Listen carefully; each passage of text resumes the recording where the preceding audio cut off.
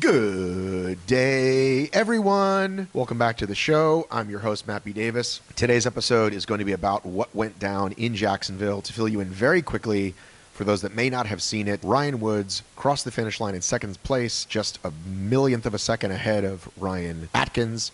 He was later disqualified from the race for putting his hand on the final A-frame cargo truss. You're going to hear first from David Watson from Spartan. You'll remember I had him back on a few months ago. He was talking about the pro team and all the new athletes, or that they were going to have this massive pro team and what the new qualifications were, etc. And then I spoke to Ryan Woods in his hotel room. So we're going to get to both of those right now. We're going to start with David Watson. Then we're going to go to Ryan Woods. We're going to have more content this week, including my analysis and my opinions on it. For now, I just want to give this to you straight from the horse's mouth, the two horses' mouth, as it were.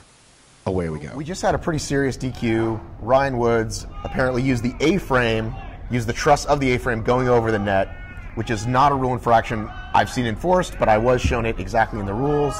And I want you to talk about what this means to the overall picture. I mean, in the immediate picture, it means that Ryan Woods is disqualified. There are three parts of the structure of the A-frame. You have the two sides, and then down the middle you have a support structure. It's made of truss. It's metal.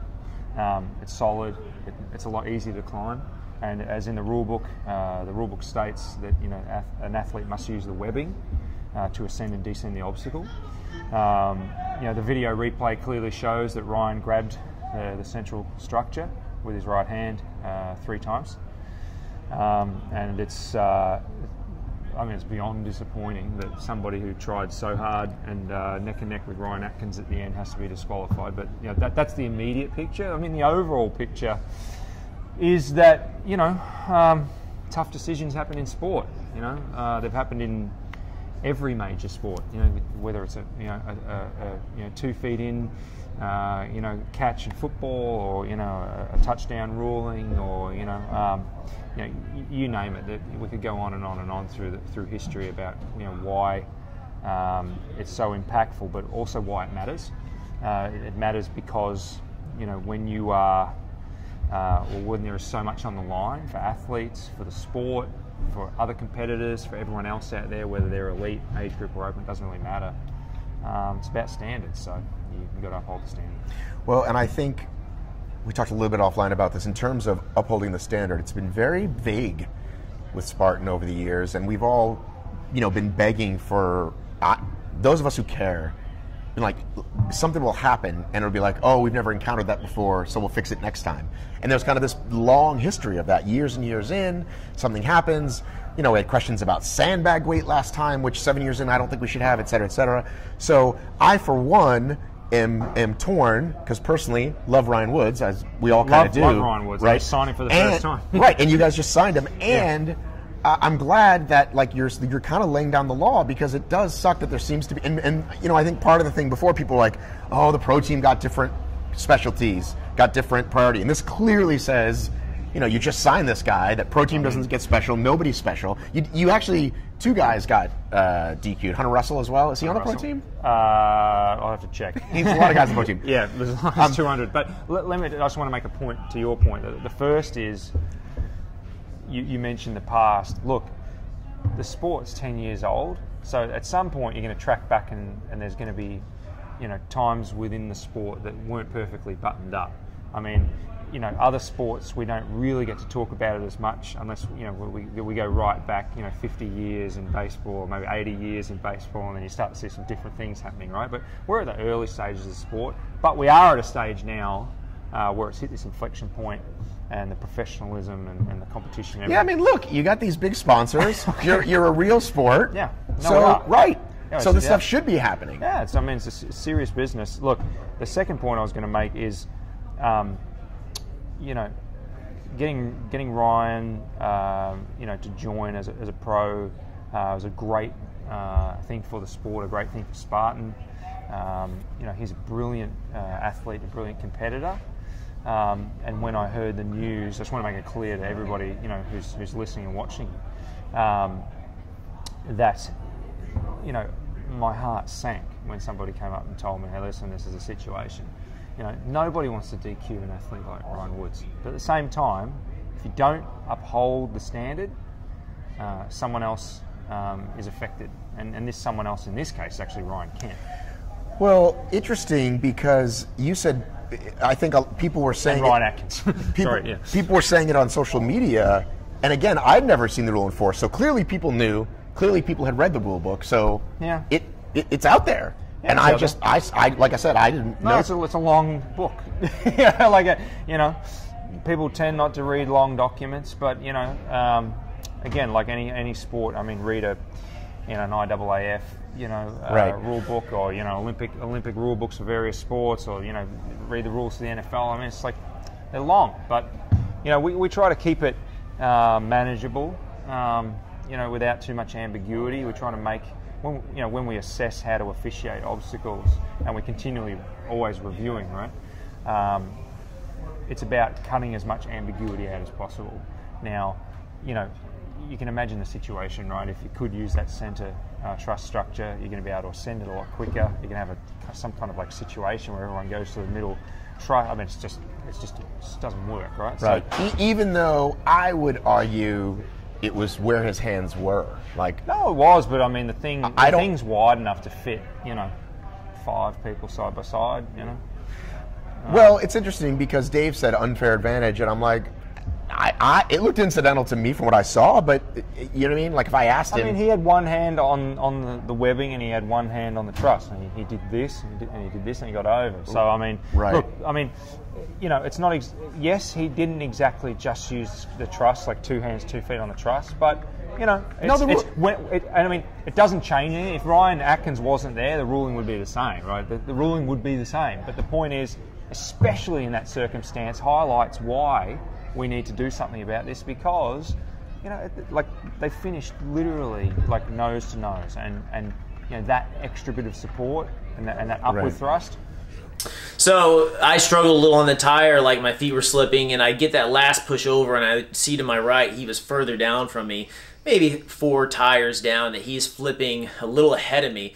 So I kind of let it go, and we're just charging for that A-frame, and I've got a second on him. I mean, if even that, I've got a step on him. So, and I feel good that my A-frame technique is pretty fast. I've got a nice little like squirrely way up to get up it quick, and then I knew we were just going to do a big double flip on the way down. We both did it, and I kind of kept that same 1 second. I thought I had full second on him. I looked over to my right and saw him like right there. So he last little lean and surge and barely held him off, but it was frenetic at the end. That's not how you like to finish races. Have you ever thought about the truss before?